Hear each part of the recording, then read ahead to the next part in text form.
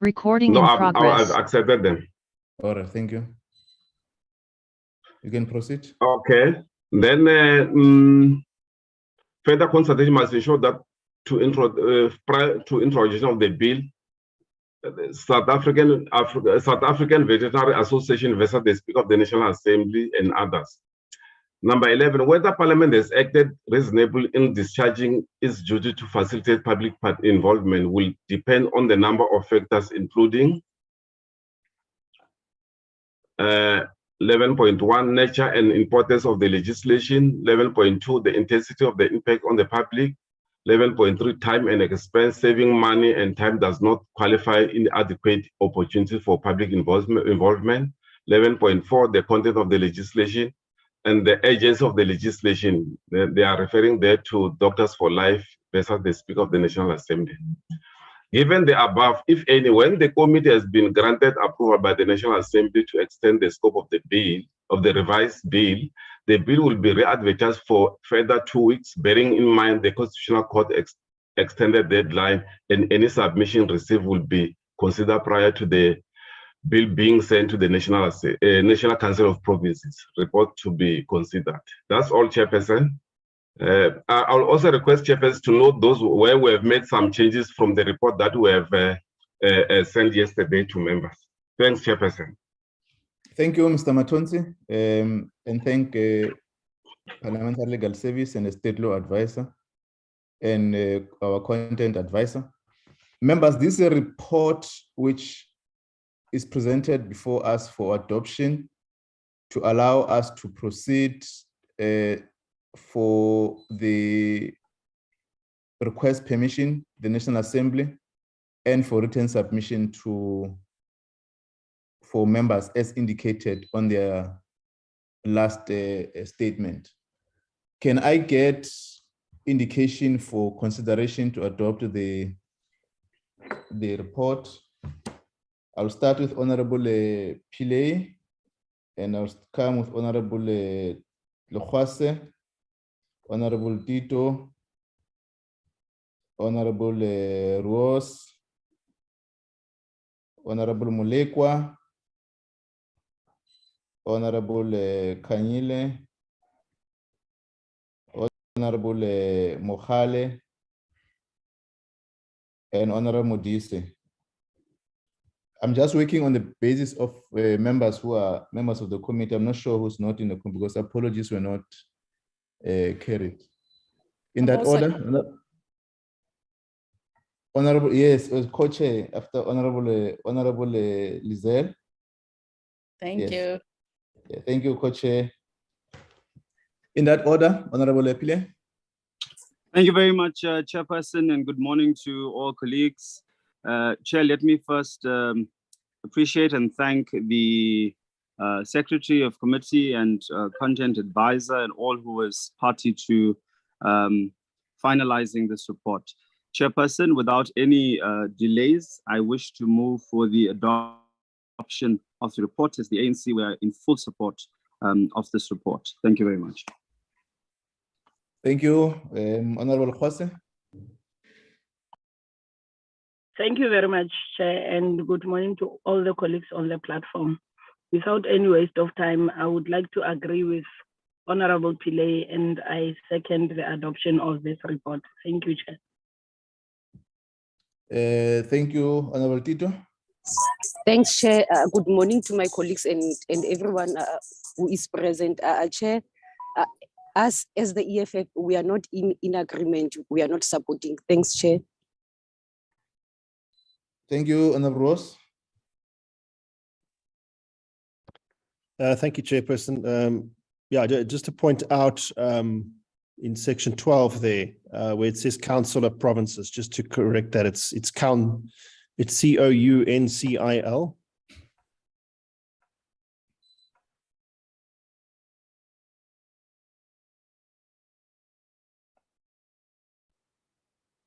Oh, yes, yeah.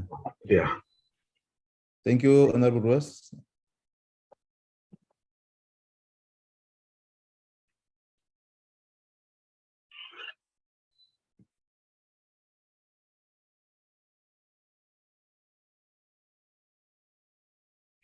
Chairperson? Yes. Yeah, okay, I thought maybe I was cut off again. No, you're fine. Yeah. Honorable Ross, are you?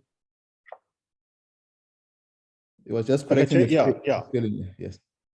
So, Chairperson, yeah, with that change, I mean, we need to go back to Parliament. So we agree we need to go back to Parliament and ask for the 2 weeks. And this is a fair reflection of what was agreed by the committee, even though the DA doesn't agree with all of it. Okay, noted. Thank you, Honorable Ross. Mulekwa? Thank you very much, Chairperson. I want to agree with Honorable Pili and Honorable Lokwasa. Thank you. Thank you, Honorable Kanyile.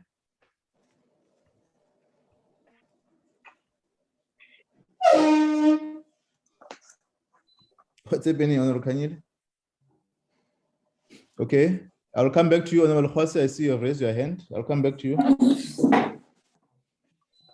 Honorable Kanyile? Okay. Honorable Mukhale? Chair, Honorable Mukhale is not present. He's currently traveling. Thanks, Chair. Okay, thank you, Honorable Tito, for that assistance. Honorable Lizelle? Thank you, Chair. I will support the adoption of the report. Thank you. Okay, thank you. Honorable Ramulobe?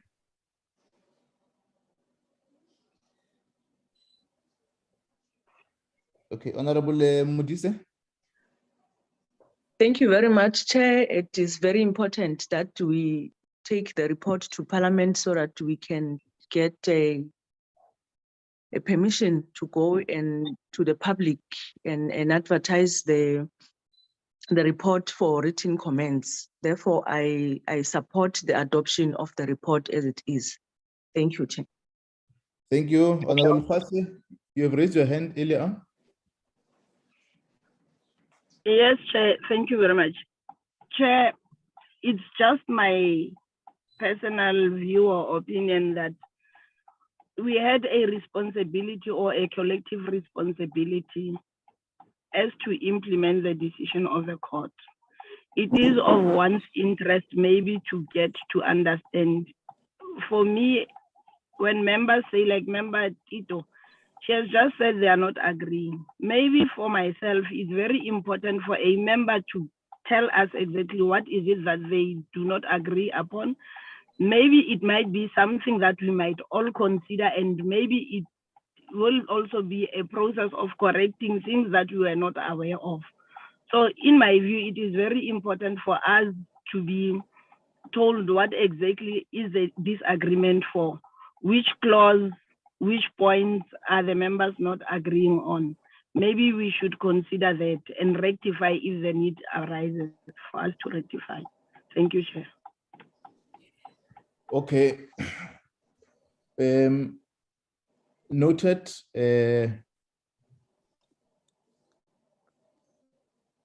I'm trying to think how we need to process, but let me lay principles so that at least members will guide. And I think in the course of any deliberations, there are different views expressed by members. And those views are carried, and I'm working on an assumption on this one. I carried by what perhaps the party or yourself, Honorable Lokwasa, you agree on the point, on the basis on how your party think your contribution to the committee has to interacted with. So, and any member who disagrees is only that basis. The only area is that perhaps members could not qualify the differences on the meeting. But I'm sure all members, you will all agree that once we have, we're at this stage, if we were to, because an opportunity for members was presented to deliberate, to disagree, have consensus, and so forth and so on. And all of you, you fully participated, and I must appreciate that, to this meeting. Let me give you an example. If you look on the deliberations that have been ensued, there are few areas where members have disagreed on. And to open up to members to give reasons, and we must start again the process where there are differences, it may be unfair to the process itself.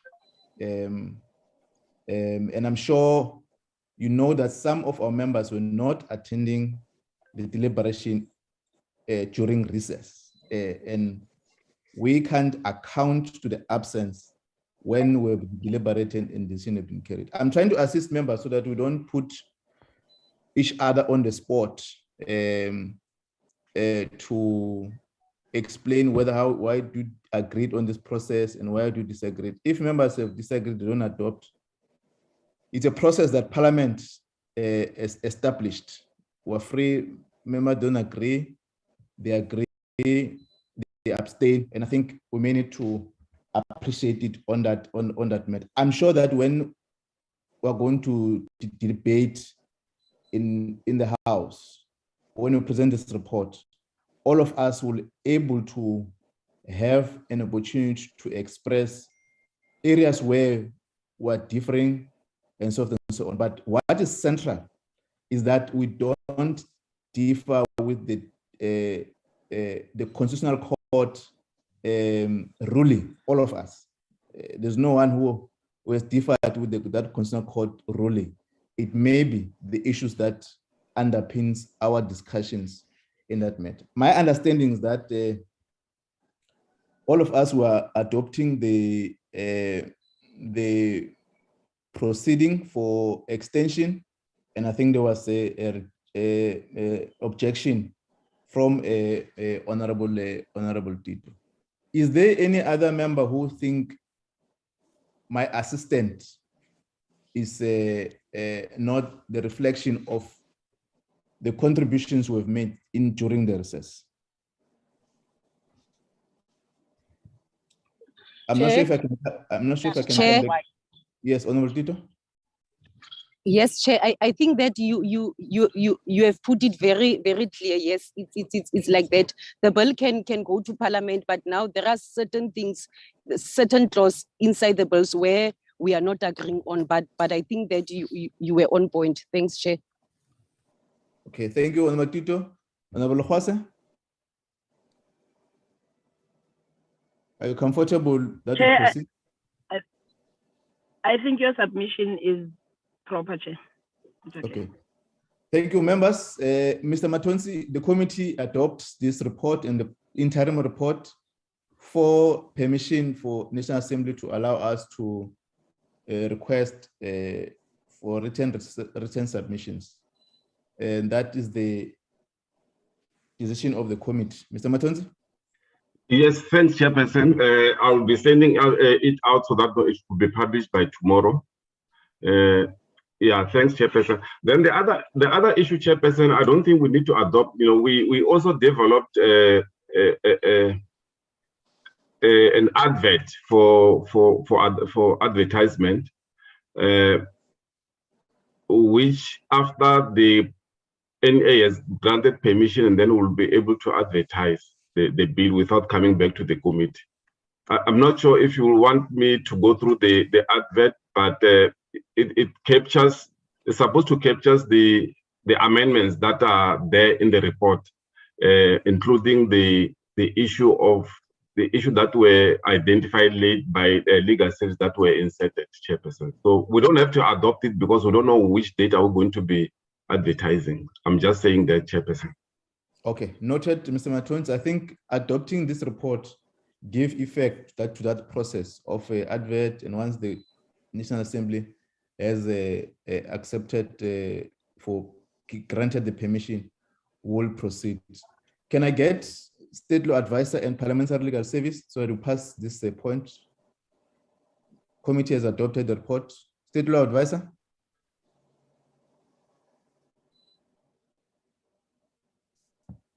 Parliamentary legal Thank you, service? Chair. Okay. Chairperson, I think that the parliamentary law advisor would be best placed to advise on the processes with regard to Parliament and the rules. Thanks, Chair. Thank you. Daksha? Good morning, Chair. As you have stated, the report has now been adopted. As Mr. Matonsi has also stated, it will now surface in the House. And once the permission is granted, all the necessary processes for the re-advertisement will be followed. Thank you, Chair. Thank you, Ms. Daksha and the team. Thank you very much, members. We're now going to item number 2. I will invite IC and immediately invite the Commission on Gender Equality, and then members will then interact on the two reports. I think that will be sufficient. If there's no objection on the process, we can proceed. Mr. Matonsi, Deputy Commissioner Love. Thank you very much, Chairperson, and thanks again to the members of the committee for this opportunity. I think that what we had wanted to do was to engage with the committee around 10 areas of the international framework that assesses the ability and integrity of both the electoral management bodies and the electoral process. I'm going to ask that the CEO would take us then through the presentation, and we can then engage thereafter with any issues that arise. And maybe before the CEO starts, I'm sure that the committee will join me in appreciating the fact that it's his birthday. Chairperson, through you. Yeah, happy birthday, CEO. You can proceed, CEO. I think you will also assist us to wish you more when members closes, when we close towards closing. I think we'll invite members to take a bite. Thank you, CEO.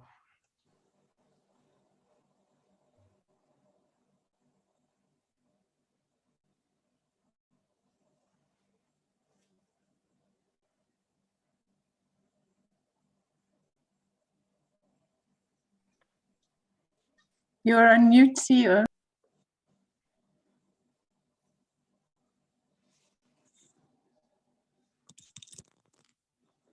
Yeah, I think Deputy Commissioner Love, can you assist now that it's his birthday, so maybe the day is too busy? No, I'm here. I'm here, Chairperson. My apologies. I was saying, Chair, that I've been looking for the contact details for the Director General of the Department of Social Services, because an application for a social grant is getting closer. So, I really need her contact number. Be that as it may, Chair, thank you very much. Greetings to you, Chairperson, members of the Commission, the Deputy Minister, DG, and the colleagues, as well as members of the Portfolio Committee. So today we're presenting the Electoral Integrity project. This is essentially an independent study which was founded by Professor Pippa Norris in 2012. Professor Pippa Norris is one of the foremost scholars in electoral democracy. She's written quite substantively. She's an authority, as it were, on the subject of electoral democracy. The study itself was based at Harvard and the University of Sydney in Australia. But I recently learned that Professor Pippa Norris has retired. The Commission had wanted to have him in South Africa, to have her, sorry, in South Africa, but it's not possible due to her retirement.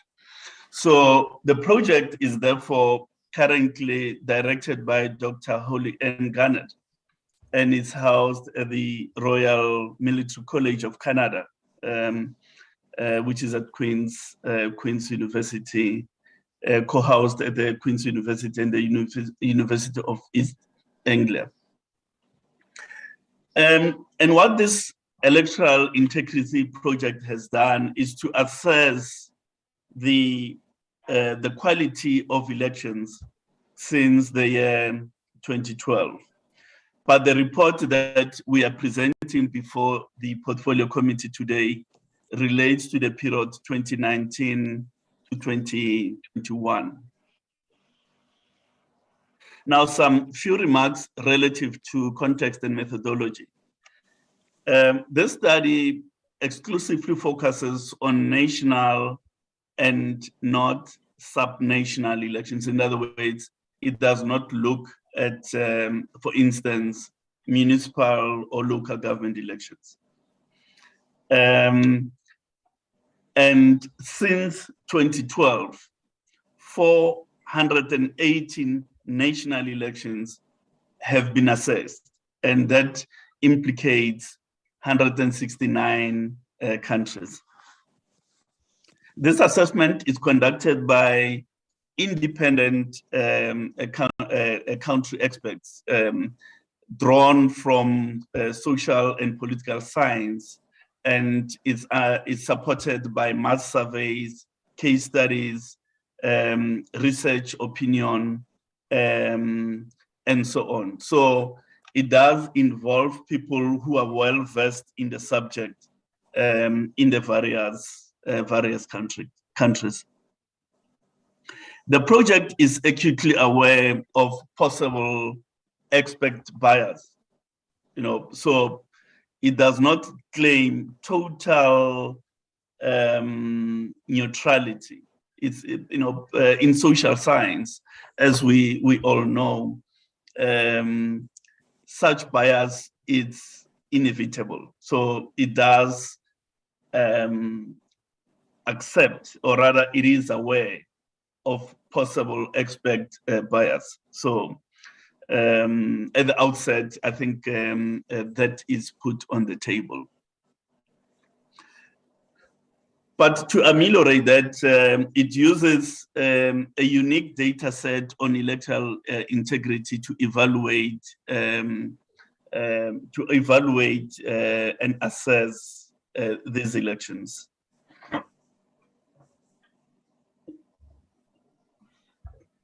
So perhaps I'll get to this in a minute. So the project, this Electoral Integrity project, collects data on 49 indicators to compare one election from the other. They try to use the indicators so that you don't assess on one element in one country and a different element in another country. So the 49 indicators ensure that elections are compared on the same basis. But these 49 indicators are clustered in 11 stages of the electoral cycle. These indicators relate to electoral laws, a role in which this House and this Portfolio Committee play a very important role. Electoral procedures which are established in our law, again, a matter on which Parliament as a whole and this Portfolio Committee play a significant role. Voting district boundaries, that's a matter exclusively within the domain of the Commission, as is voter registration, party and candidate registration, and then media coverage. The Commission is at the heart of it. Yet, it's a matter that has a preponderance of influence from many other actors in society, including the media houses themselves, political commentators, and so on and so on.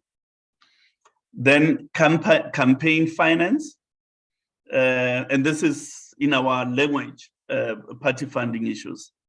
And then the voting process, the results index, and electoral authorities. By electoral authorities is meant the institutional mechanism put in place for the management of the election.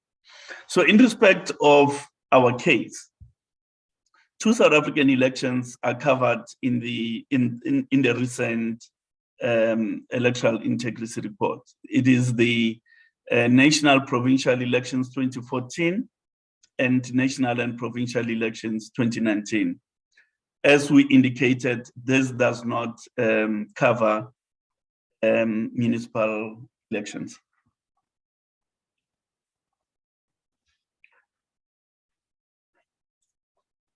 The data set is drawn from a rolling survey of 4,591 expert assessments of electoral integrity across 480 elections in 169 countries.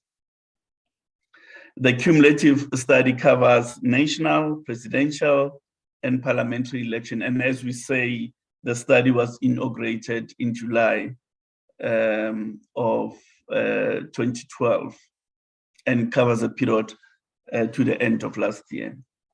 It also covers 3 additional years of election from the previous report, adding 143 elections in 115 countries. That is 3 February 2019 to 31 December 2021.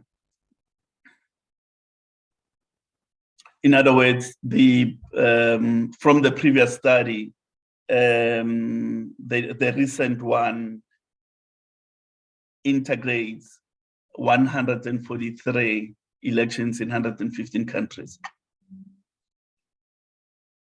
And these perceptions of integrity are measured by these experts that the 495 severally, not as a cumulative study, severally 1 month after the poll closed. So the study will be done a month after the election had closed. And an overall perceptions of integrity index score is assigned between 0 and 100, so that you can score anything between 0 and 100. So there is a perceptions of electoral integrity index. So there's an index that aggregates the 49 indicators that I spoke about a few moments ago.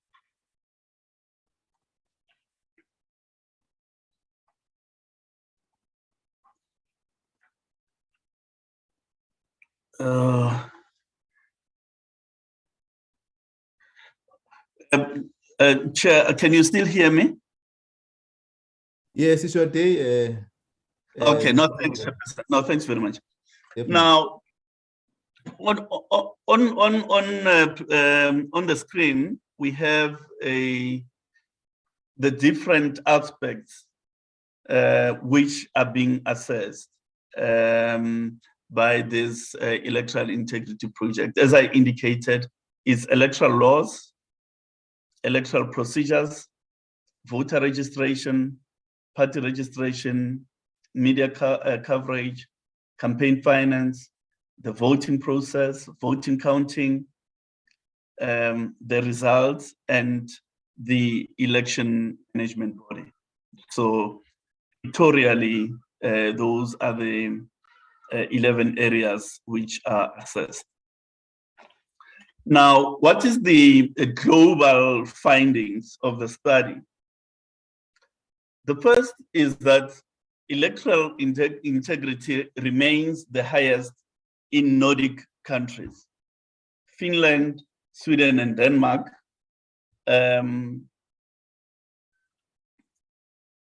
have the highest index score. Of course, there are raging regional disparities in electoral integrity, with the lowest scores found in some African and Asian countries. Although electoral integrity continues to be generally higher with countries with high levels of economic development, quality elections were still delivered in lower income countries such as Cape Verde, which had the highest ranking score on the African continent. So although economic development does suggest that the country scores higher, it is not universally true. Because as we see, lower income countries such as Cape Verde have really punched above their weight, so to speak. Electoral finance on a global level remains the weak area in the electoral cycle. Of course, it's a new phenomenon in many jurisdictions, and jurisdictions are grappling with the optimal regulatory framework.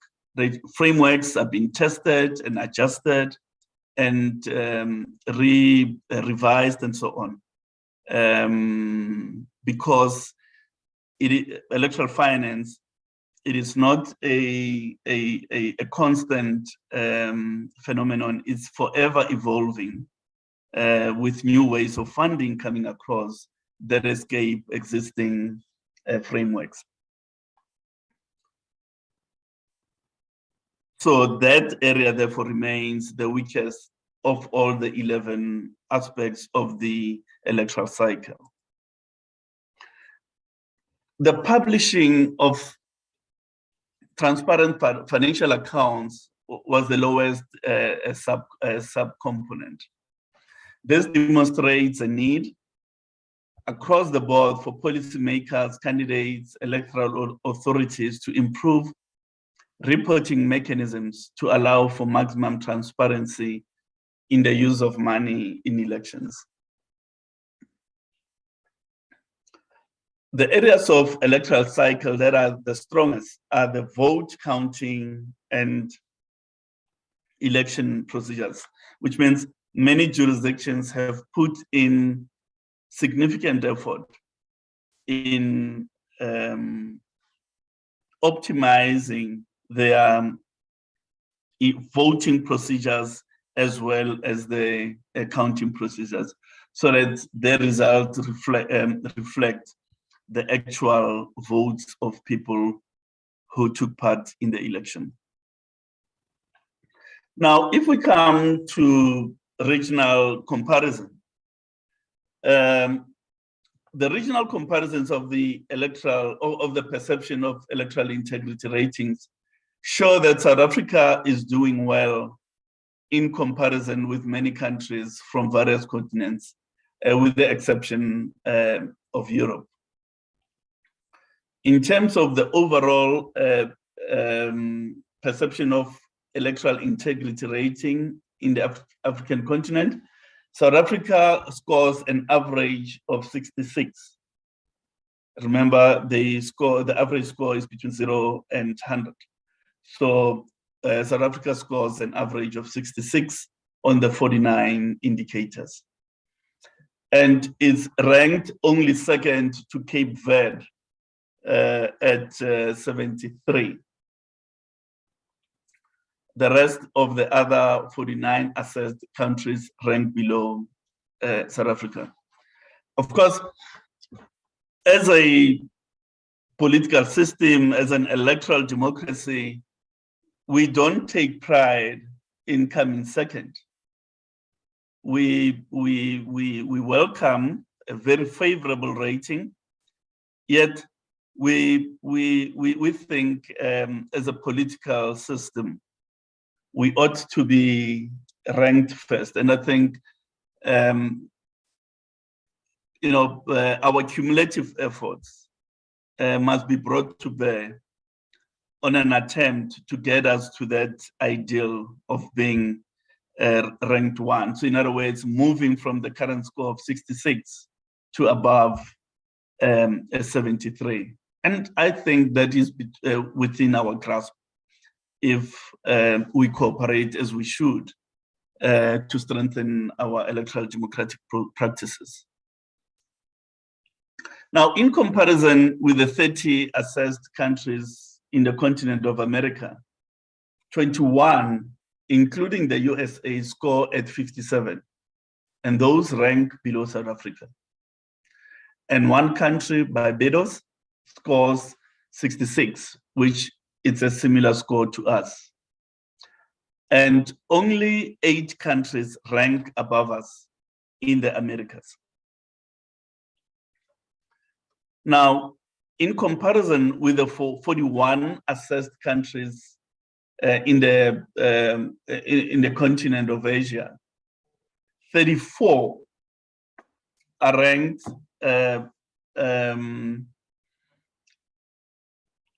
34 are ranked below South Africa, and only 7 rank above us.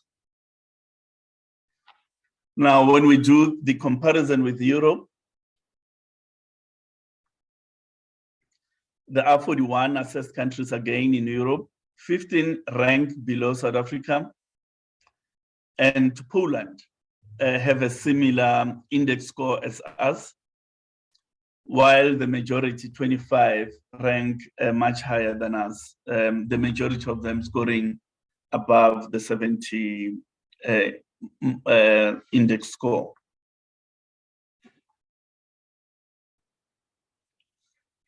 Now, in terms of Oceania, there are 10 countries that were rated, and only one, which is New Zealand, scores at 75 and ranks much higher than us, obviously.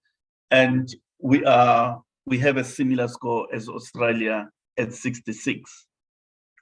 The rest of the countries, 8 countries in total in the Oceanian subcontinent, rank lower than South Africa. Now, if we look at South Africa in more specific terms,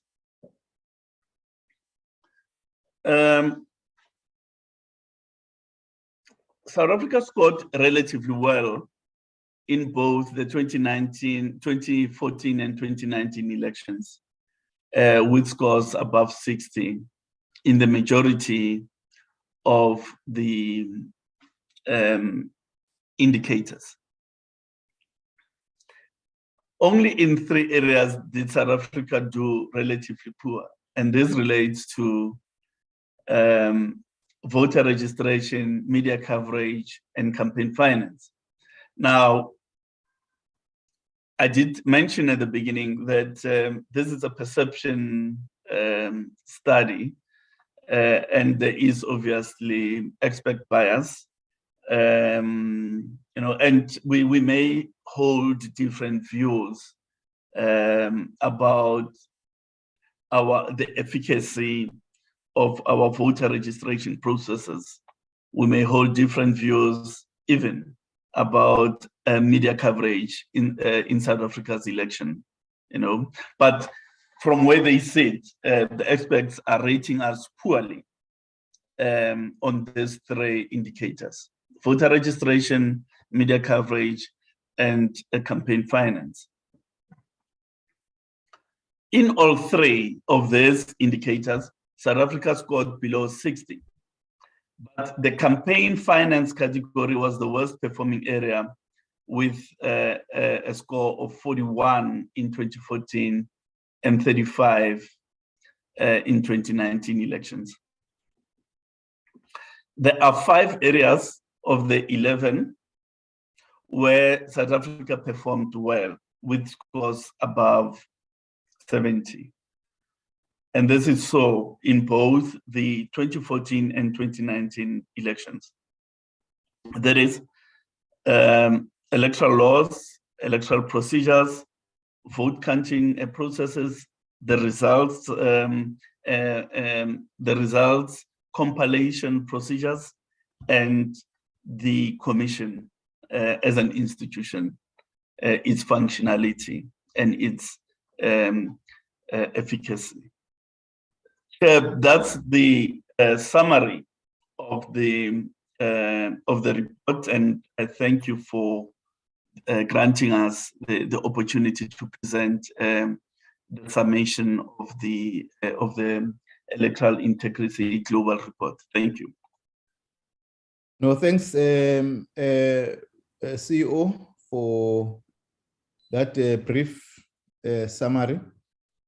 Mr. Matonsi, can I establish if the team, the other institution, are they now in the meeting? Chairperson, I was just speaking to them now.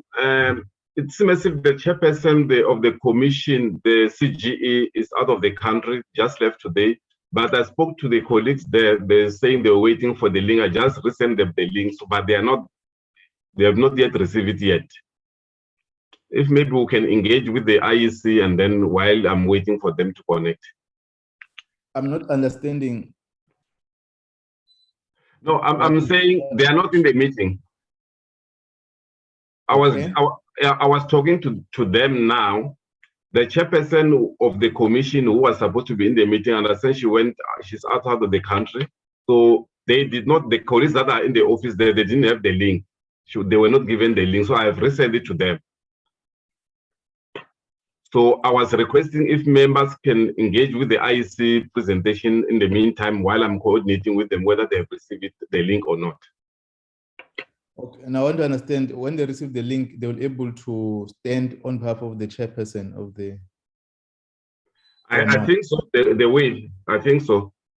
Okay. Thank you, IEC. Chair, I'm sorry to interrupt. I want to know, when did we invite the CGE to make a presentation to us? Because I feel that if they didn't honor our invitation, I'm not quite sure about the process that we are following now, where people will present to us, but they weren't really briefed about presenting to us. So I just want to make sure that we invited the CGE some time back. Just wanted to get clarity on this, if you don't mind. Mr. Matonsi? Yeah, I did. Firstly, I did send them the approved committee program, and then later I sent them a letter to say we are going to have this meeting today. I spoke to the chairperson of the commission, and then she confirmed that they will be in the meeting today. And then yesterday I spoke to another person from the CGE to say the chairperson will be traveling outside of the country after she has confirmed that they will be here. And then, but they were not given the link that side, the email that I sent to the chairperson and other commissioners, they were not given a link. That's what they were telling me this morning. So I've emailed them the link again. Sorry. Let's stand down off this item. The meeting started at 9 o'clock. If there was any other issue, could have been registered in the apologies. Now we can't get this confusion at this time at 10:08.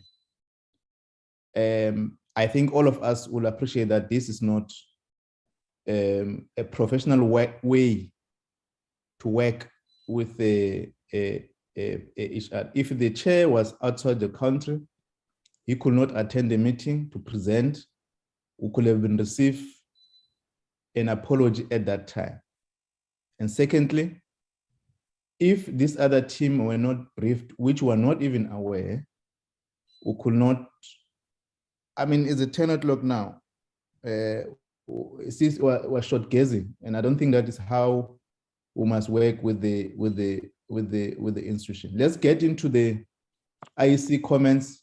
We'll deal with that matter when they're finishing with the responses. I'm going to now invite members. Honorable Pillay, I see your hand. I'm trying to.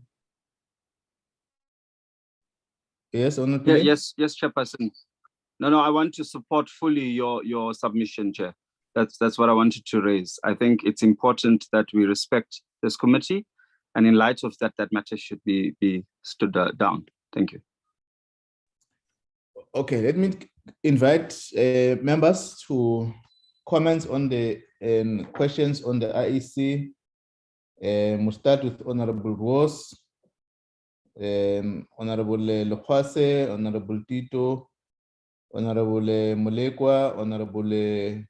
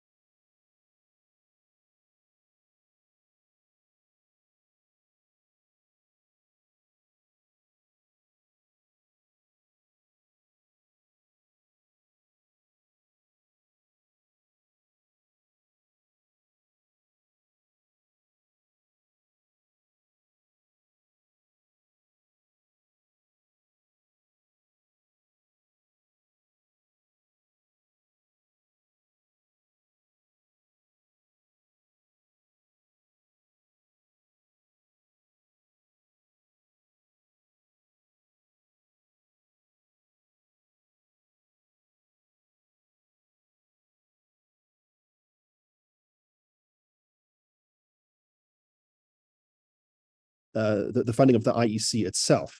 And then related to that, then what are the IEC, what are their proposals and recommendations or thoughts in terms of how to address those gaps?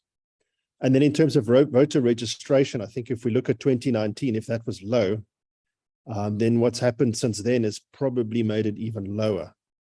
And so again, the question is what steps are being taken on the voter registration side to ensure that the mishaps of the last few years are not repeated. Thank you, Chair. Thank you, Honorable Rose. Honorable Hwase. Thank you very much, Chair. Chair, I have one question similar to Honorable Rose, but would want to know whether the IEC has considered the previous mistakes they had. For me, I can say it's a mistake because when people got to the voter, to the rolls, they were not registered there. People became aware of where they are registered to vote by the time they had to vote. So I want to know what it is that the IEC will be doing, maybe as part of their voter education, to make sure that people becomes aware of where they need to go and vote before the actual date of voting. And Chair, I want to check with the IEC, or maybe to caution them, or maybe remind them to deal with the problems that we encountered in the previous elections, where the material did not arrive at stations on time, where the IEC did not come and open the stations on time, and where voters decided to go back home and not come and vote again. I think that's also part of the things they need to improve on when going to elections, because there was a lot of confusion, which also made voters, in my view, they denied voters their rights to go and vote because voters made it on time and it was the IEC that arrived late. So I think that's a comment and a point that I think the IEC should look into as preparations to the next coming elections. Thank you very much, Chair. Thank you, Honorable Hwase, for your contributions. Honorable Tito.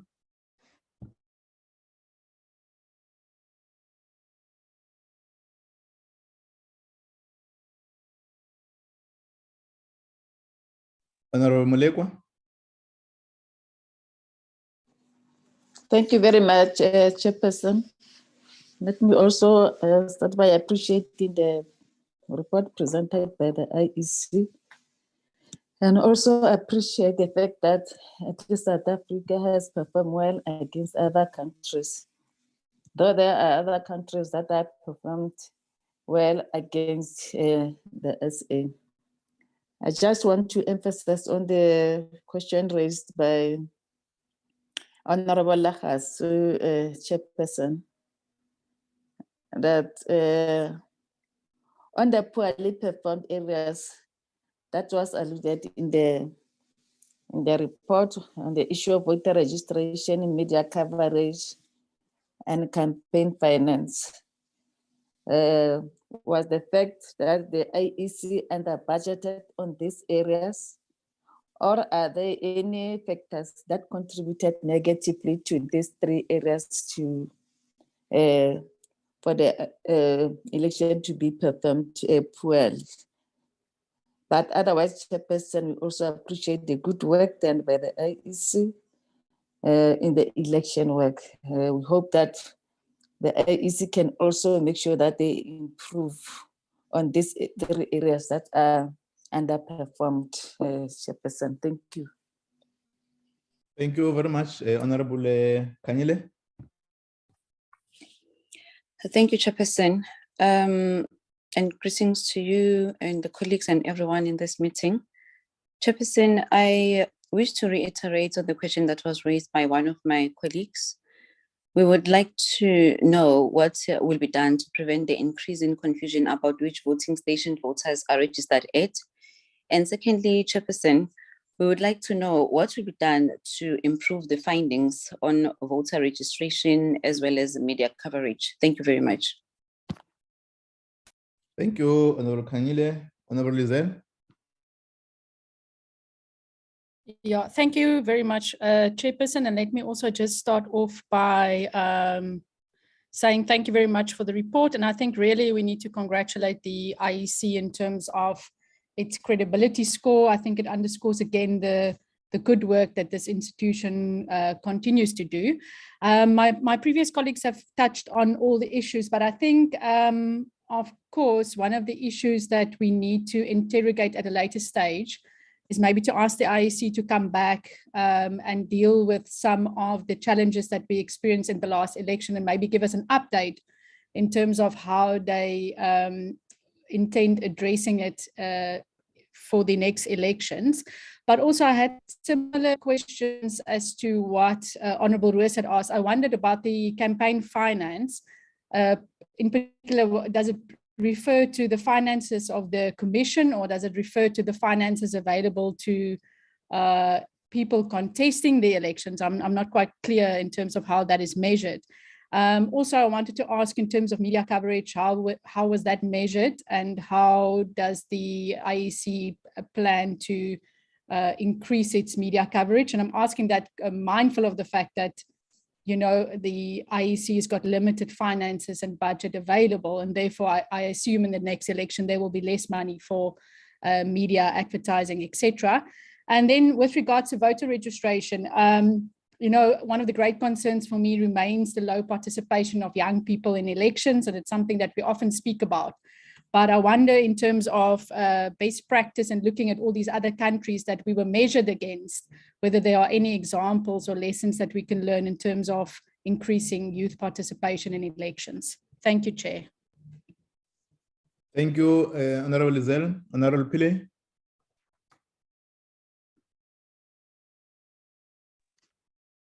Thank you very much, Chairperson. Chair, I want to start off by saying that the underpinning mandate for IEC is to hold free and fair elections, and I think we must commend them on doing that. However, there are 2 points that I think is a fine line in terms of ensuring that an election is free and fair. And the one is about special votes, where those who are registered for special votes, but unfortunately do not get to cast their special vote for many reasons. And one is that they don't get visited. And perhaps that is a concern, because you find a number of people have been registered for special votes, but when the election results are announced, you find that not all of them have been able to participate. The second one is in respect of the registered voters who were turned away. I think we raised this concern just after the last local government elections, where there were serious challenges of registered voters who were actually turned away and not allowed to vote. And that then becomes a serious challenge in ensuring that everyone has an equal opportunity to participate in an election. I then want to also cover on the incorrect voting districts. I think some of the members and colleagues have raised it.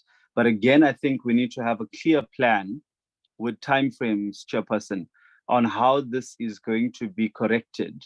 Because you can't have in the same household 4 registered voters and 2 are in one voting district and the other in another voting district. I think this has to be corrected, and there must be clear timelines in terms of how that is going to be addressed. In terms of the ward boundaries that sometimes change, demarcations as well, And I don't think that enough is being done to advise voters of where they now need to vote chairperson. So I think it's important that we are able to address that and have clear timelines. And the last one is just to get an update in terms of the electoral voting system, electronic voting system that was once spoken about. And I think there was some research being done, but also we were going to do some kind of feasibility study or best practices. And I think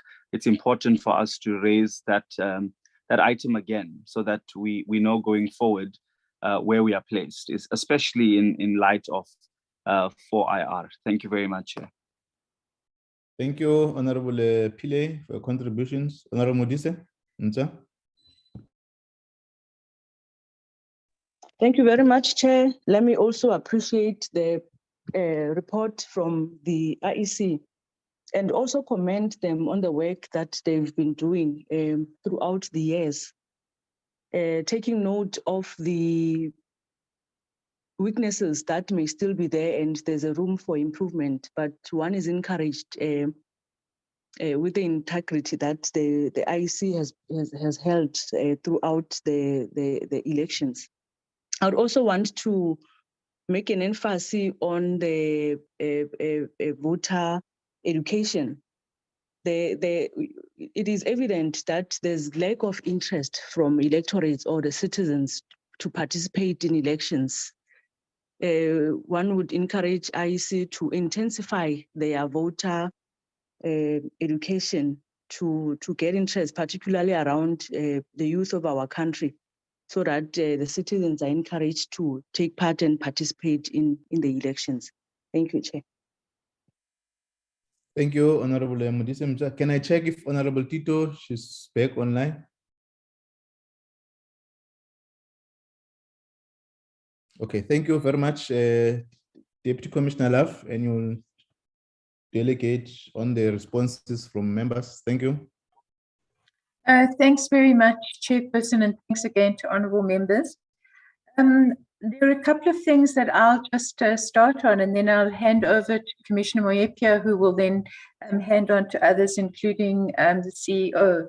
But in relation to the issue of the party finance, or the campaign finance, it does really reference the issue of our own governance as a country, as to how political parties are funded in a manner that is transparent and well understood by the electorate. So I think that it relates to all of the issues to do with Political Party Funding Act, rather than financing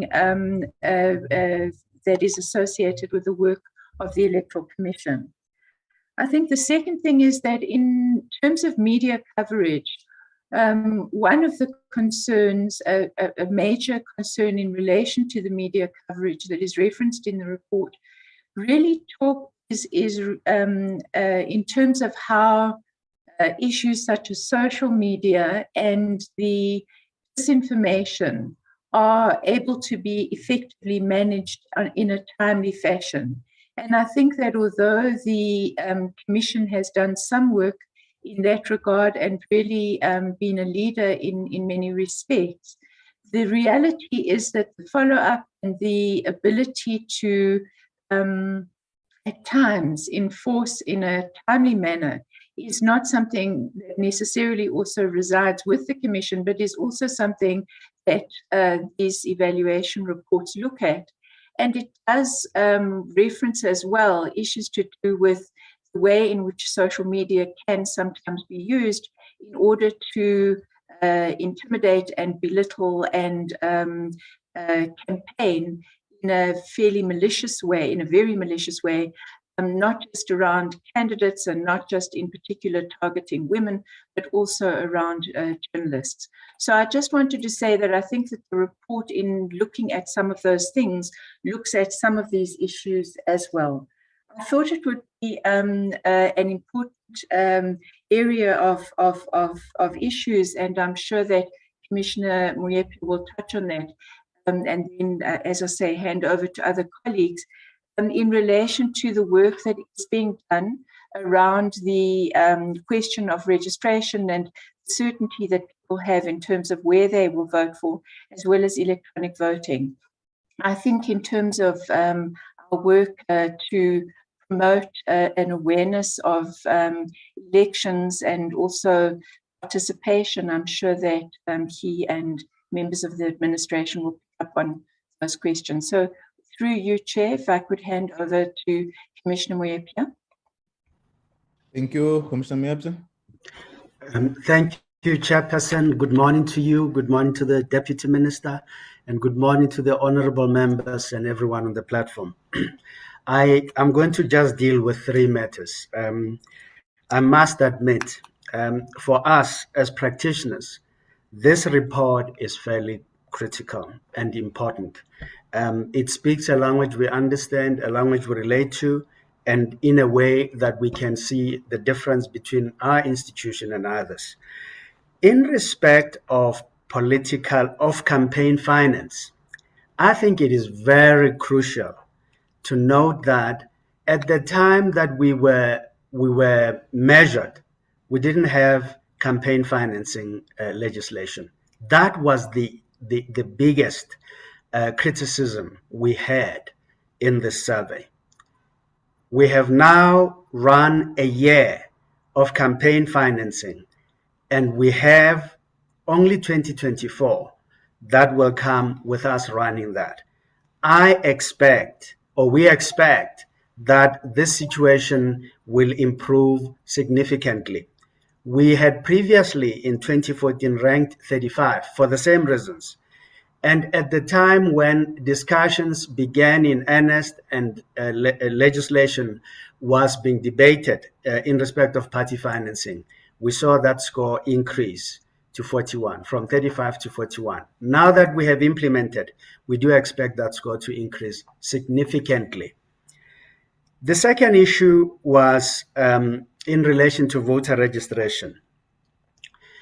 Members have raised the concerns relating to voter registration last year, which we are addressing and we have dealt with. But in the time that this survey was undertaken, our score was in fact impacted by the Tlokwe Constitutional Court matter. Members would recall that in I think it was just ahead of 2016 elections, we were in the Constitutional Court, and the court said that we need to have addresses for every single voter who is on the roll. At that point, a significant number of voters we did not have addresses for. And we were then given a supervisory order by that court. We have since done well. Over 95% of our voters have, in fact, an address at the moment on the voters' roll. And everyone that we are now registering going forward has an address. We expect that score to significantly increase just on that basis alone. Of course, there are other ways we have gone to improve the process, allowing persons to register online, and other means of registrations that voter registration that we are looking at. The point I'm making is that at the point that we had the elections of the National Assembly in 2019, the issue of addresses on our roll was a big concern for even the people that were doing the surveys. And they scored us low. In fact, they reduced our score from 52 to 46. And we just have to accept that. We have dealt with the issue, and it'll be interesting to see where we go from there. The last point I want to raise is that if one looks carefully at what separates us in Africa from being number one, in truth, just the score on party financing alone was the score that removed that position one from us.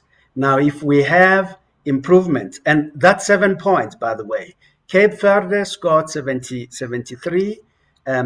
We were at 66. And our party financing took from us almost 7-8 points. And if we improve just in that area, we will do well. But that's not our target. We are looking at improving overall, and we hope even for better. I think those are the issues that members were really raising concern, and I'd like to limit my contribution to them alone. There are other issues where we do exceptionally well compared to the best in the world, but that's not the issue today. The issue is where do we improve, and what are the issues that underlie the improvements we need to make. Thank you, Chairperson. Through you, if I may just then hand to the CEO and the team just to deal with some of the specifics that have been asked in terms of measures that we've been taking in relation to registration and also enhancing voter participation and electronic voting. CEO? Thank you, Chairperson and members of the Portfolio Committee and Deputy Minister. In terms of media, campaign media, there are 5 questions. There are 5 questions, in fact, in each of the 11 categories. And the questions that they patently considered are the following. Did newspapers provide balanced election news? Did TV news favor the governing party? Are parties or candidates had a fair access to political broadcasts and advertising? Did journalists provide fair coverage of the elections? And did social media, was social media used to expose electoral fraud? So those are the 5 questions that they looked at under campaign media. Pertinently, on campaign finance, the questions that were considered are, did parties and candidates have equitable access to public subsidies? Did parties and candidates have equitable access to political donations? In other words, private donations? Did parties and candidates publish transparent financial accounts? Did rich people buy elections? In other words, rich people in society buy favor with political parties or candidates? Were some state resources improperly used for campaign purposes? So those are the 5 sub-elements that the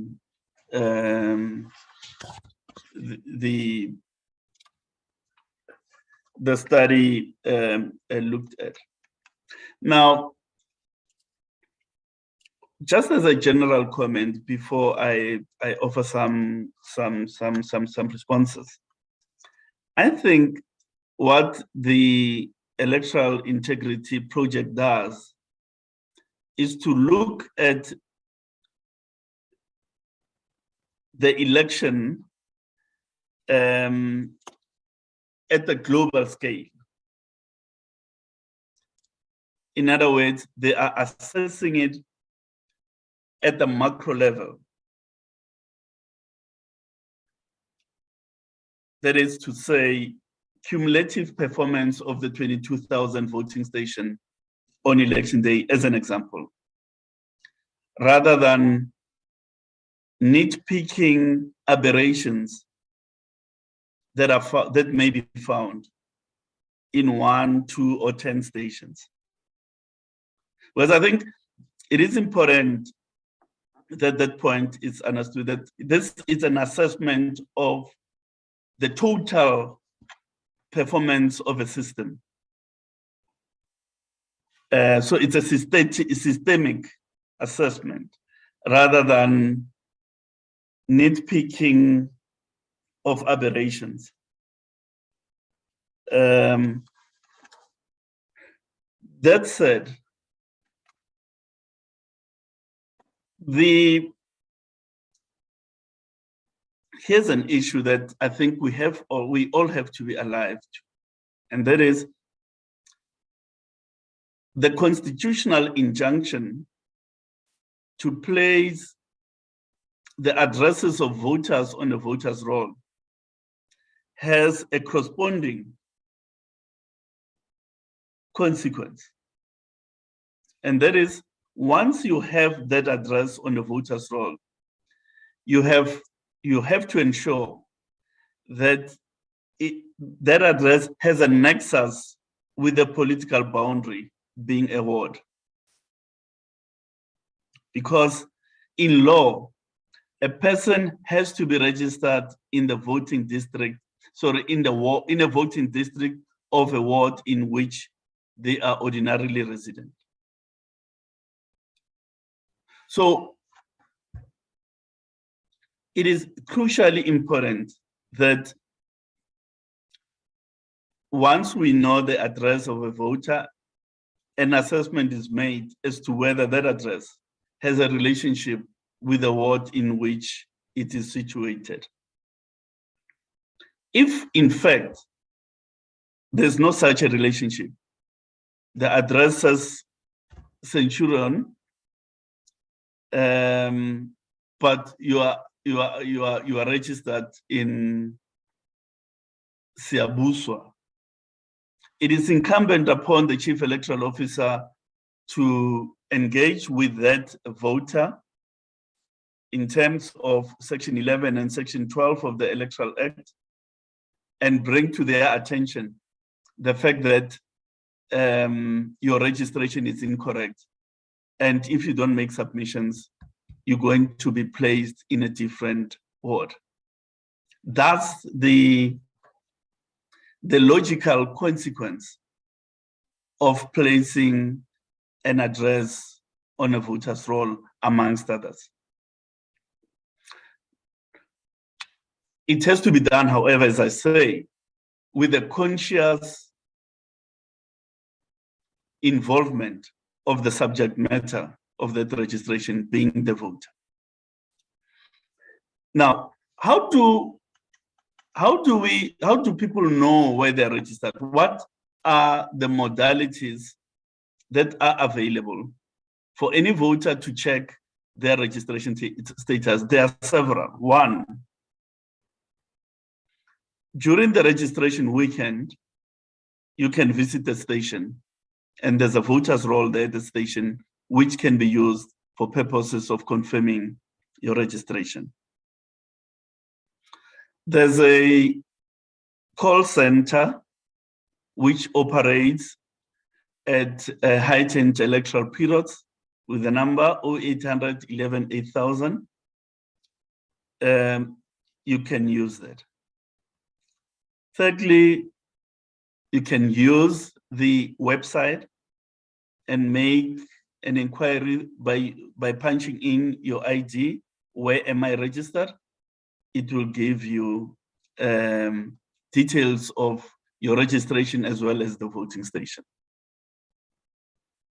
Fourthly, there's an SMS line, 32810, where you send your ID number and you get an almost instantaneous response with the details of your registration and your voting station.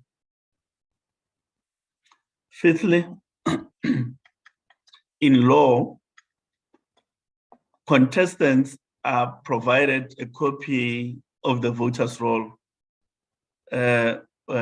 with addresses, of course, with some details redacted as per the section 16, the new section 16.3 of the Electoral Act. Again, that is a mechanism that can be used for people to confirm their registration status. So there are all those avenues which are availed to the citizenry to check their registration status. A majority of them are active even as we speak. Now, the special vote I think this is an issue that as a country, of course, we've got to talk about, because as a general principle, you are correct in that if you've applied for a special vote, you have to have the confidence that the Electoral Commission officials will come and collect that special vote, because that's what is lawful. You've made a lawful application, it was lawfully approved, and it has to be lawfully provided to you and eventually counted and taken into account in the collation of results. That's what ought to happen. But there is a phenomenon where that's what ought to happen. You go to there is a phenomenon where you arrive and that's what ought to happen. You go, the purported applicant is not aware that they have applied. So someone applied for them on their behalf without them knowing. Or you get to a house, the person has gone to do shopping. She's gone to shopping. And one of the problems we've had in 2021 was that the special votes were done on Saturday and Sunday. And those are worshiping days for certain religious communities. For instance, there are examples of people who were visited by officials and they had gone to church. Now, it then begs the question, if the person, if a voter is so unfit to apply for a special vote, but they are fit to do other errands, you know, so those things have to be looked at because I think there's an element of application abuse that we've got to get rid of. The last time we spoke with the portfolio committee on the subject of electronic voting, we indicated that, firstly, we had wanted to do a pilot and we had included an enabling provision for that purpose in the previous bill, not the current one that you consider. And the consensus in the portfolio committee was, no, we can't at this stage look at the pilot. You should instead come and let's debate that subject outside of a bill and take it from there. Of course, we're not sitting on our laurels. We've written to the committee. We do want to have that session with the portfolio committee on that subject. And it will form the basis of subsequent actions that may be necessary from a budget perspective, from a policy perspective, as well as from a buy-in perspective with society. So we are at the ready, really, to have that discussion with yourselves if your program allows.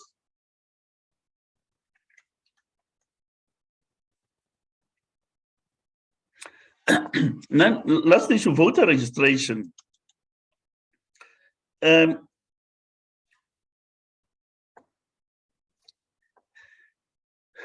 We have to ensure that the modalities of registration are easy for everybody across the different social milieu in the country.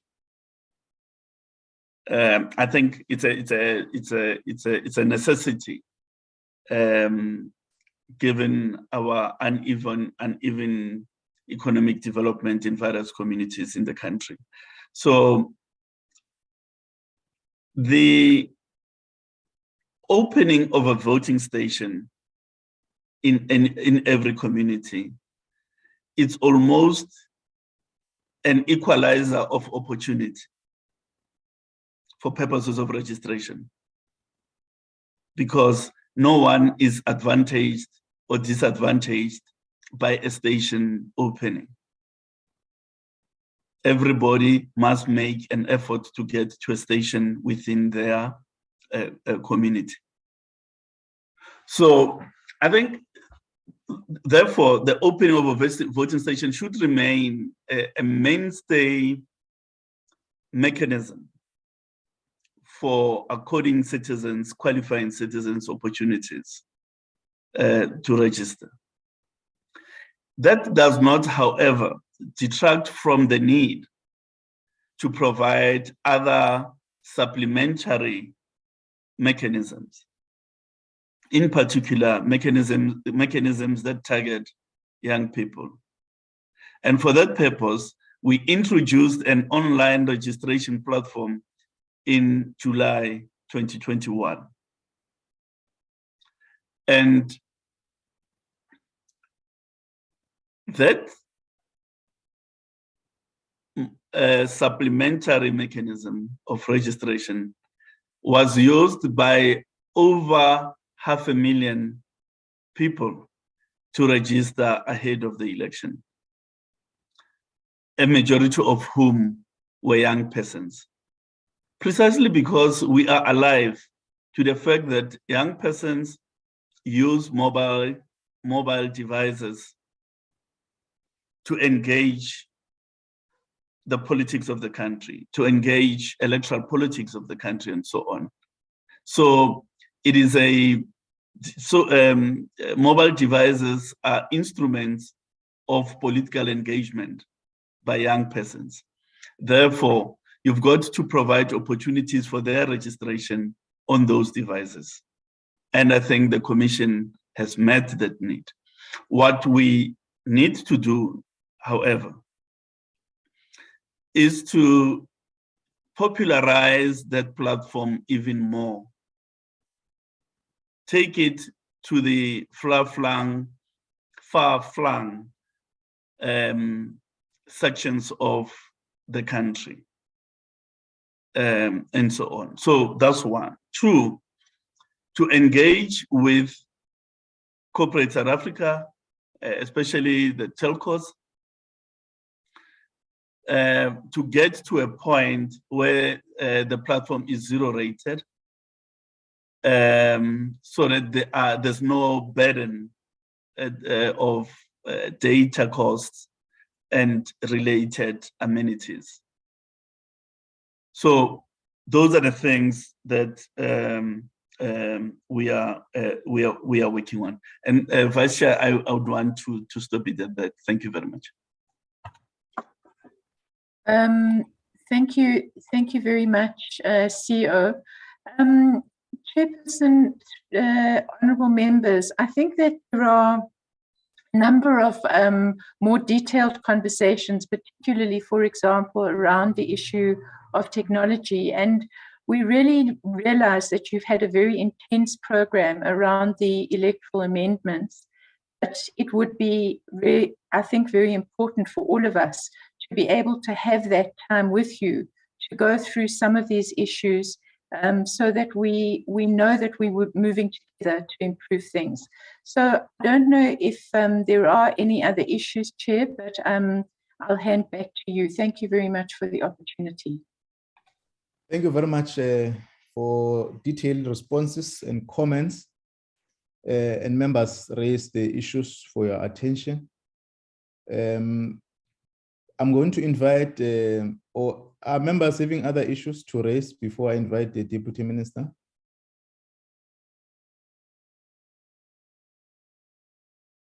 Okay, let me invite the Deputy Minister also to make his a remark on the report and also the contributions that members have made, and perhaps his observation on the work that the IEC is engaged on. Deputy Minister Njabulo Nzunza. No, thank you very much, Chairperson. I think we welcome the presentation that has been done by the IEC, and we also accept and greatly appreciate our standings. what the comments that I would like to make, the first one is that, yes, we understand that we are striving to be number one, and indeed, we will be much happier when we get there. But we must appreciate where we are ranking right now, which is amongst the best. It really does show that IEC continues to do great work and that our democracy is amongst the best in the world. I do think that we must look closely, and I'm happy that Commissioner Love made that particular statement at the end, that we must look closely at the adverse drivers that resulted to us not to sit on top, and then find a program and a way of dealing with those adverse drivers one by one. I understand the issue of electoral financing has been dealt with the Financing Act, but Political Party Funding Act. But we must accept that somewhere, somehow, there might be gaps. But how do we fill up those gaps, particularly around issues that have resulted into negative drivers for our ranking?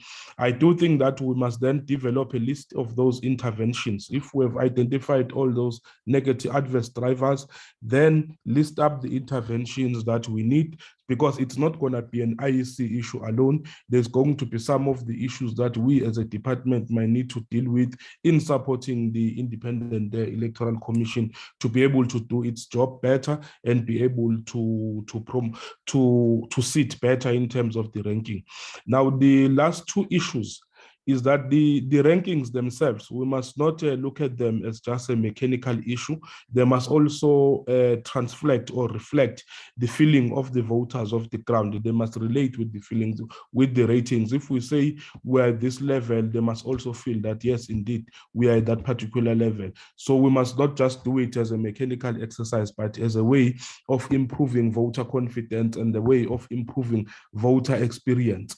Well, lastly, as a department, will always be available to assist the IEC in making positive contributions wherever that they are required. But we really do, clap hands for the IEC for the good work that they have done. Indeed, our democracy is in safe hands. Thank you very much.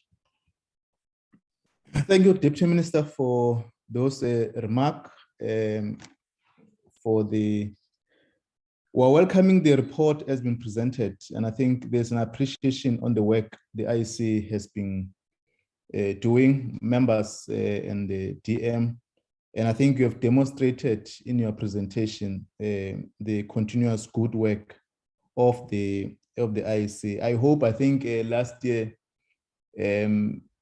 or early this year, there was an interview with one of the NGOs. And I think CEO Mama Bolo, I did call him to just to give him notes on the interview I have listened to. They were harsh at the IEC, testing your credibility on your work. And I think there was a line of corrupt IEC. And I think most of us were taken aback with shock in terms of the articulation of that NGO represented at that time. And this report clearly demonstrates contrary to what was the narrative that is being carried. And I think it was carried on the purpose of trying to distract the current discourse of the electoral amendment process. But I think we're taking note of the good work and improvements that the IEC continuously demonstrate. Members of the committee, Commissioner Love and Commissioner Miabza, there's an area where we perhaps will need an update on the identified areas post-local government elections last year, which the committee has made an impression on the weaknesses that we may have need to improve on. And I think in that session, when we're going to interface on the electoral voting, you will be able to give the update around that. And I think overall, the issues that the DM has raised in terms of identifying some of the areas which may not have gained you points, we may need to come back and I think highlight or possibly identify your progress in terms of making sure that we mitigate those areas. Centrally is that society must able to own up to the work of the IEC. The voters must all able to own up to the work of the IEC. And I think is the path in which we're directed to. And I want to take this opportunity to thank you and the IEC and the team for the report and members for your contributions. We'll, in the next session with the IEC, have able to deal with those issues that have been recommended by the committee on the on the local government elections last year, and the presentation that they've made and the issues that you've identified that the IEC may pay attention for improvement. And I think that also this report identifies some of the issues that I think the IEC Commissioner Miecha correctly asserted in terms of the work that must go into for improvement. Thanks very much. We're going to stand off this item of the IEC. Earlier on, we then raised the issue of the Commission on Gender Equality. There's some issues we raised. I'm advised that they now have joined in the meeting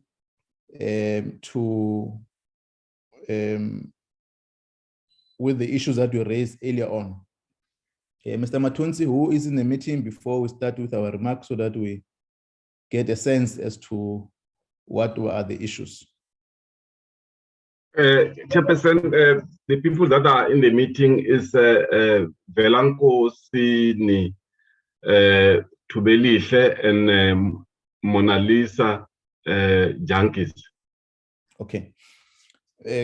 Morning, colleagues from the Commission on Gender Equality.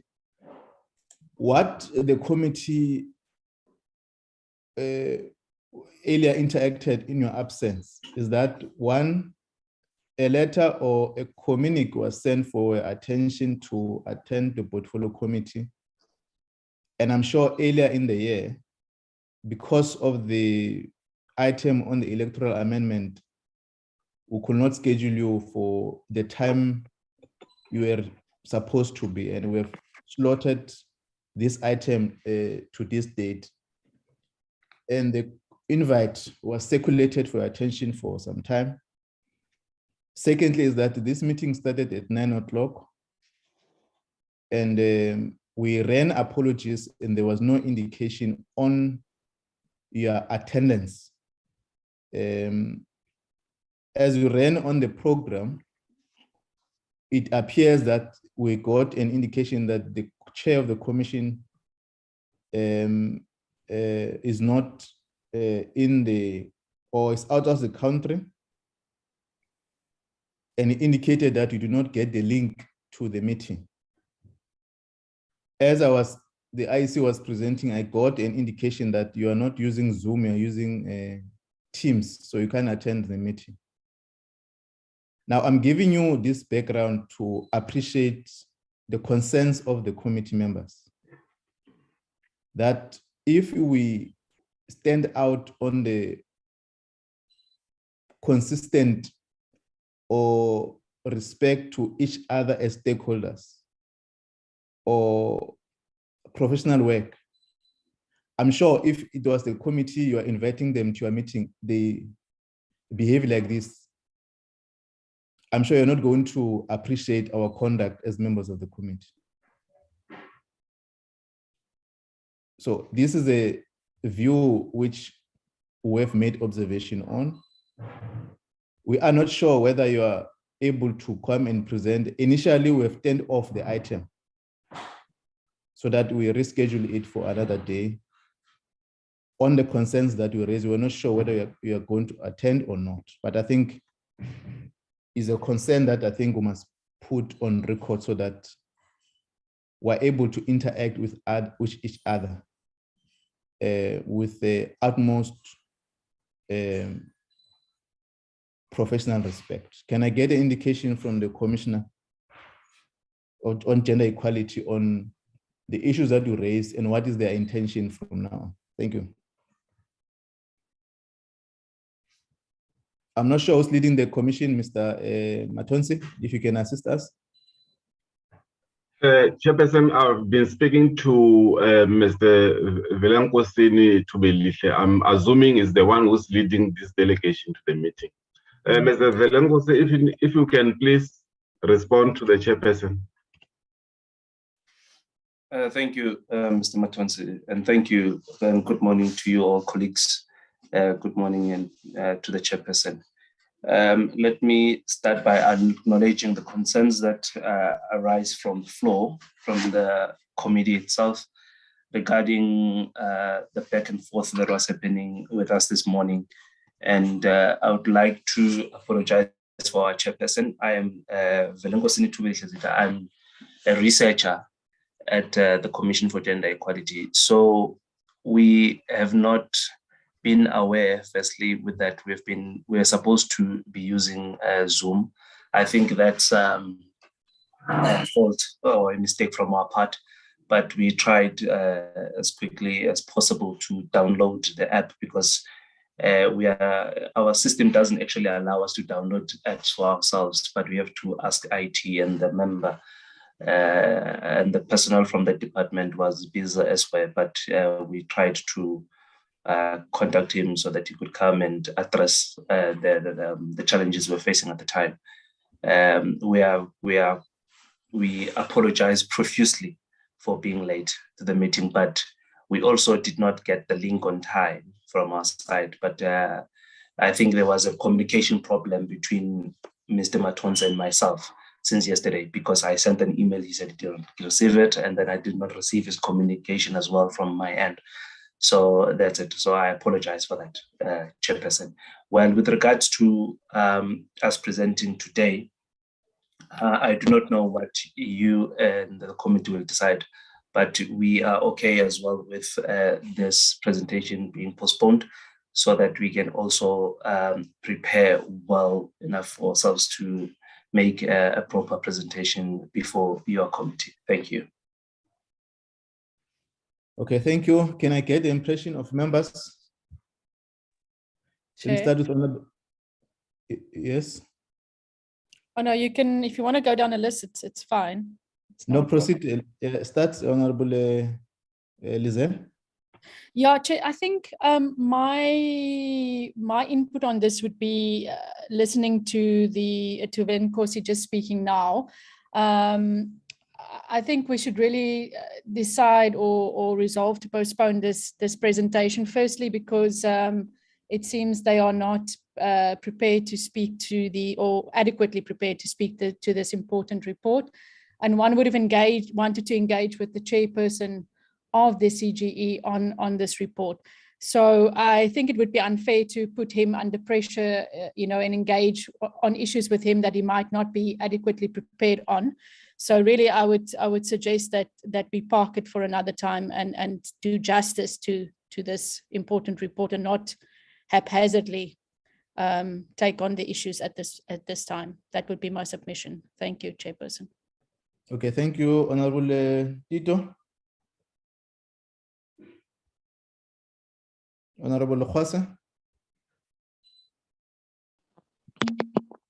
Thank you very much, Chair. I think you, on your welcoming remarks to the Commission, you touched on very important issues. One, I think we should also try and strengthen the communication. I think the main point here, it was a communication breakdown. As the committee, we were expecting the presentation. The presentation is not here. We can't honestly say we are forcing them to make a presentation. But going forward, I think if you have received the program of the committee, you were at least supposed to be making follow-ups on your side, because you knew that at some point you were expected to come to the committee. I think it's a matter that we can just let it go for now. But honestly, it is very much problematic, as it is going to change the program that we adopted and agreed upon as the committee. But for now, Chair, there's nothing much we can say because there's no presentation that is coming before us. Thank you very much. Okay, thank you, Honorable Khwasa. Honorable Kanyile.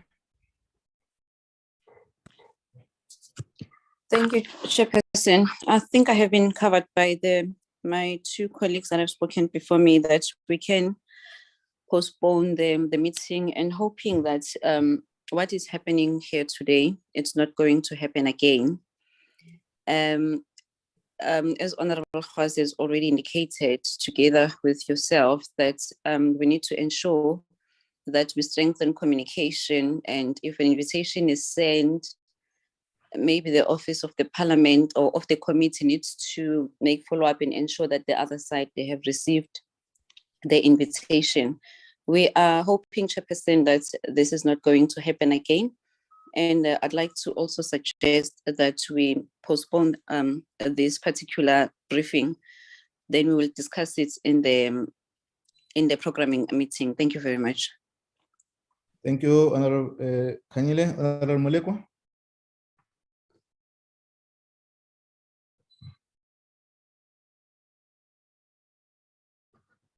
Honorable Pillay has already made his point earlier on that to stand off unless he's changed his views. No, Chairperson, I've not changed my views.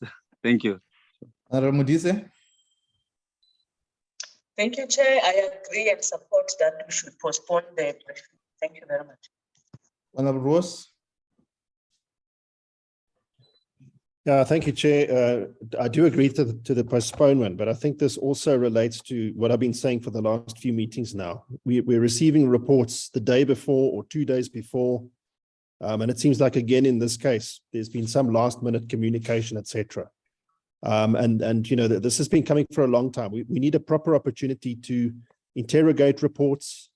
I mean, there should have been confirmation with the commission at the beginning of the week. We should have, or you know, a week ago. We should have received this report a week ago so that we can properly consider these important matters, Chair. So I'd like to just re-emphasize that we really need to start getting these reports earlier, and you know, not being in these situations where there's a last-minute thing and we have to skim read and read quickly through reports that are very important, Chairperson. Thank you. Okay. Thank you, members, for guidance.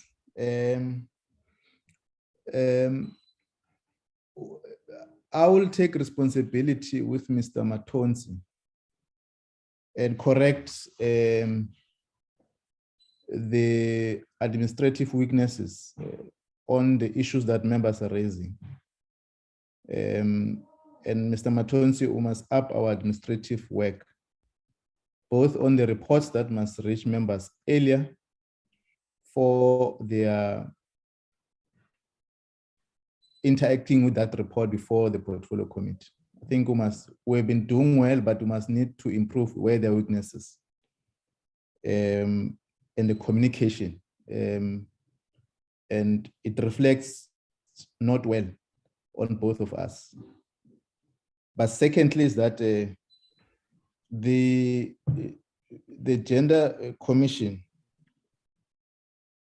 they've been sent a communique earlier on, as I've indicated, that we're just postponing the item because of the electoral amendment deliberations.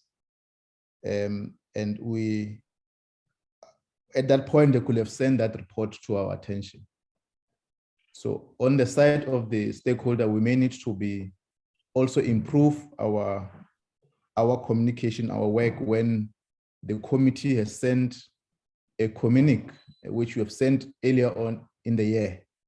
So that report could have been, at least if there were amendments to that report, but could have a report by that time. So we're going to work along those lines.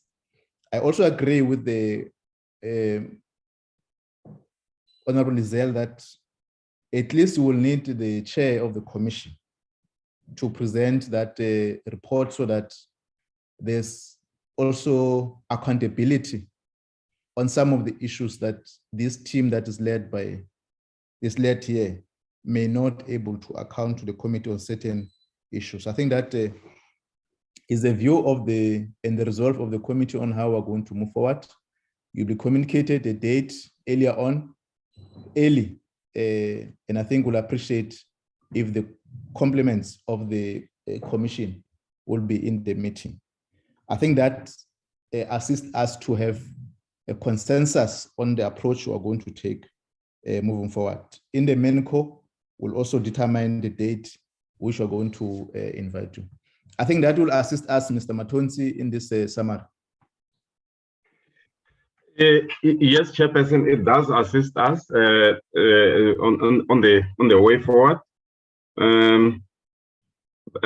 But you know, the challenge that we had with CGE is because I was communicating with the Chairperson, and then the link was sent to the Chairperson and the other commissioners, so they did not forward the information to Mr. Zita there. So yeah, but I take responsibility for that, Chairperson. You can see also, I also send you an SMS which came from the Chairperson of the Commission. And you'll recall on Saturday, I also spoke to you regarding the issue of the CGE, whether they are attending the meeting or not. But it was confirmed yesterday. So, but I also take responsibility. Thanks, bye. No, it's fine. I think, Mr. Zita, you must relate the committee message. Mr. Matonsi, it will be important also the commissioner or the commissioners or the chair to work well to improve their administrative relations with the team, so that we don't come to the meeting and say we've sent this one to the chair and this and that. I think Mr. Zita just improve the work with the chair in terms of how you relate administratively. Thank you very much, members. Thank you, IEC, and thank the team for attending this meeting. We'll then take forward on the issues we've recommended and able to interact in our next session. Mr. Matonzi, if there's no announcement, is there any announcement? Yes, Chairperson. One was that in the old agenda, Chairperson, there was an issue of the minutes. You indicated to me before the start of the meeting that because of the sitting, we might have to postpone again. Then the announcement that I have is that last week we did announce that there was going to be a joint oversight with the portfolio committees on police and mineral and energy to certain provinces where there's illegal mining. And then we did meet last week with the chairperson and our whip and other colleagues from the other committees. And then there was an agreement that this coming weekend we're going to start with Limpopo on our oversight, and then proceed to Northwest Mpumalanga and other provinces over the weekends. And then at that time, the Committee on Minerals and Energy has already submitted an application for them to be approved for this coming weekend, and then we're going to submit ours again, and then police also.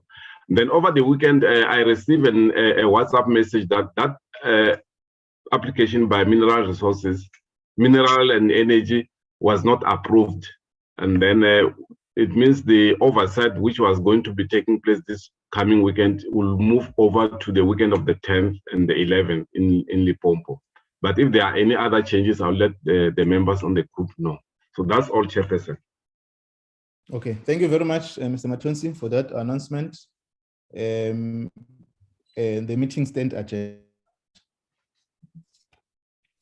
Thank you, colleagues. Thank you, Chair. Thank you.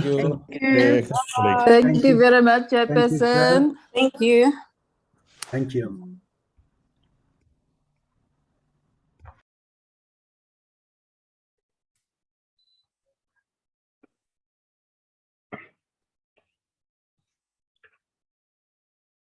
Jose?